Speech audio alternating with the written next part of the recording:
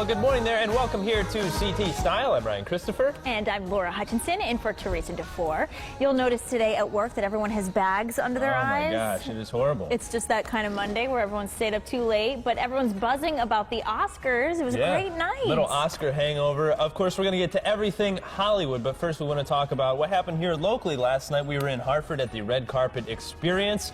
We actually had a live broadcast and a great organization. You both looked fantastic. Well, thank you. I'm going to be honest with you. I was in my pajamas at home watching, and looking just as good. I realized, I was like, geez, I got to clean myself up here. You guys looked fantastic. It was a great show. It looked like a lot of fun. You guys really did a great job. Thank you very much. Well, you do clean up pretty darn well. I mean, I had to do something this morning. Couldn't stay in my pajamas all day. Later on in the show, we're going to be talking to Vanessa Powell. She is a New York City fashion stylist, and so she's going to break down all of the do's and don'ts of the doctors who wore it best. So we're going to talk all about that. Also, we want to shout out to Assier's Boutique, Valentino Tailors, along with Noli's Hair Salon for all of the great help last night during our big Oscars party. And we have a photo of the entire crew there. The entire really looked great. Yes. Everybody looked fabulous.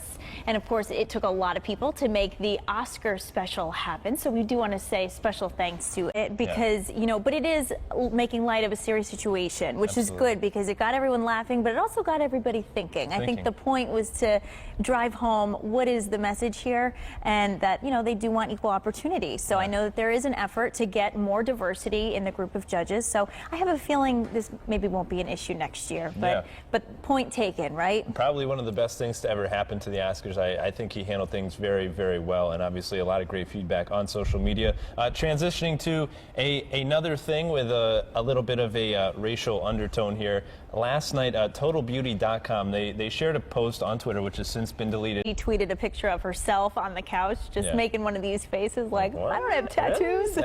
So everybody kind of made light of the situation, but that was an oops. They are turning it into a good thing, though. I know that website is now trying to raise money for charity out of the whole thing. That's good. Kind of trying to wheel things back around. Well, I mean, sometimes it's confusing. I mean, Laura, I have to say, you look pretty darn sexy with tattoos. I mean, look at you. You know what? Here. I don't know how you got a few tattoos. That's what's under here, ladies. Okay, take note.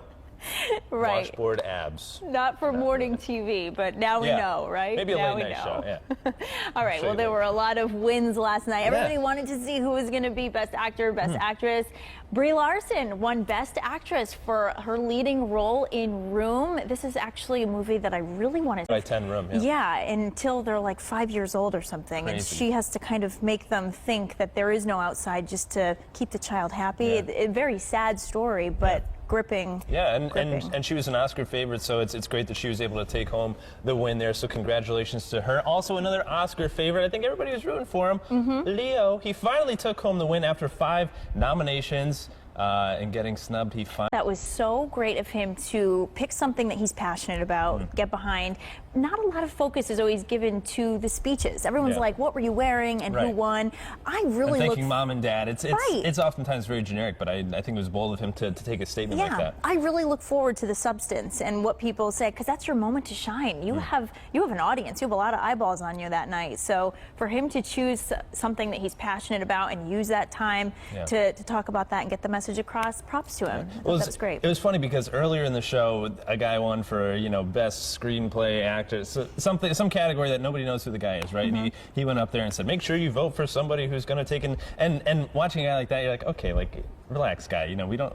Who are you? But when Leo says something, it's nice for these actors and celebrities to take a platform to make a positive change and not just to go up there and show off the Armani. Although that is very important, which again we are going to be talking about a little bit later. But actually, Leo generated the most Oscar buzz of all time, generating 440,000 tweets, not overall, per minute last night. Wow. That's like earth-shattering, breaking Ellen's big selfie, with Bradley Cooper and crew from previous years past. So kudos to Leo, finally taking home the big win and this time breaking the internet, beating Kim Kardashian. Right, I know. And Spotlight, another one. Big win. This was also a thoughtful film about a newspaper investigating sex abuse by Boston's Catholic priest. Took Oscar's top prize last night, winning Best Picture. And, I'm so glad to see newspapers, TV stations putting resources into investigative reporters again. And now Laura is all revved up, so watch out. She might be doing an investigative report on you at home, so watch out. Laura Hutchinson,